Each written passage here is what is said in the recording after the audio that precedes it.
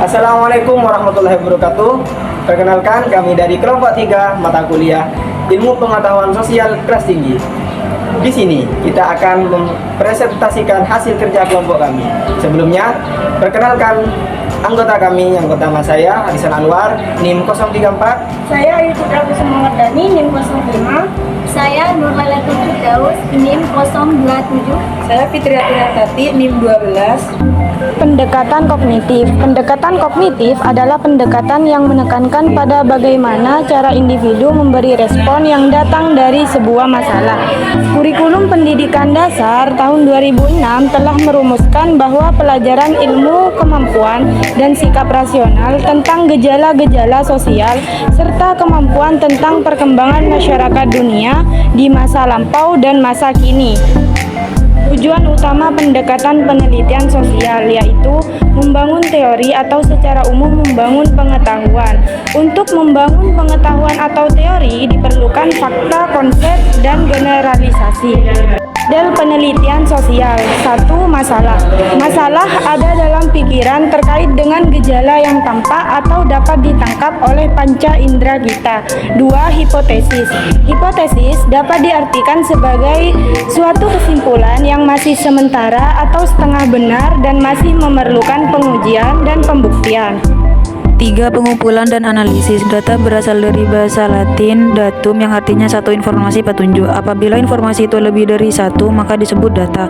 Jadi, datum bersifat tunggal, sedangkan data bersifat jamak. 4. Kesimpulan-kesimpulan adalah hipotesis yang diuji dan dibuktikan kebenarannya.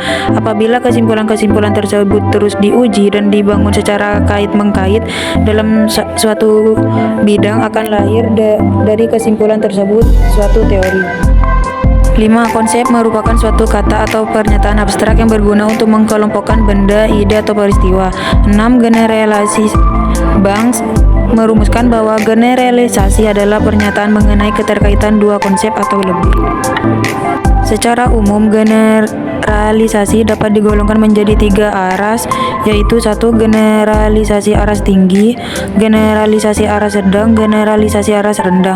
7. Teori atau konstruk. Teori atau konstruk merupakan bentuk pengetahuan tertinggi yang dapat digunakan untuk menerangkan dan memperkirakan perilaku manusia. B. Pendekatan sosial, personal, dan perilaku dalam pembelajaran IPS SD. Pendekatan sosial, personal, dan perilaku pada prinsipnya merupakan bentuk sentuhan pedagoginya terhadap dimensi sosial dan personal atau dimensi inteligensia, emosional atau emotional intelligence menurut Gelman. Nilai dan sikap. 1. Nilai. Nilai mempunyai 2 pengertian. Pertama, sebagai objek sesuatu, dianggap suatu nilai apabila memiliki kualitas kebaikan atau harga. 2. Sikap. Menurut Adport 1935 dalam Winata Putra 1989 148, sikap adalah suatu kondisi kesiapan mental dan syarat yang terbentuk melalui pengalaman yang memancarkan arah atau pengarah yang dinamis terhadap respons atau tanggapan individu terhadap objek atau situasi yang dihadapinya. Perilaku sosial. Perilaku sosial juga sering disebut dengan keterampilan sosial. Keterampilan sosial pada dasarnya mencakup semua kemampuan operasional yang memungkinkan individu dapat berhubungan dan hidup bersama secara tertib dan teratur dengan orang lain. Selanjutnya, model perpaduan atau model elektik dikemukakan sebagai berikut.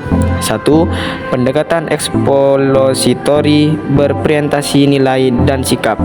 2. Pendekatan analitik keteladanan. 3. Pendekatan kajian nilai.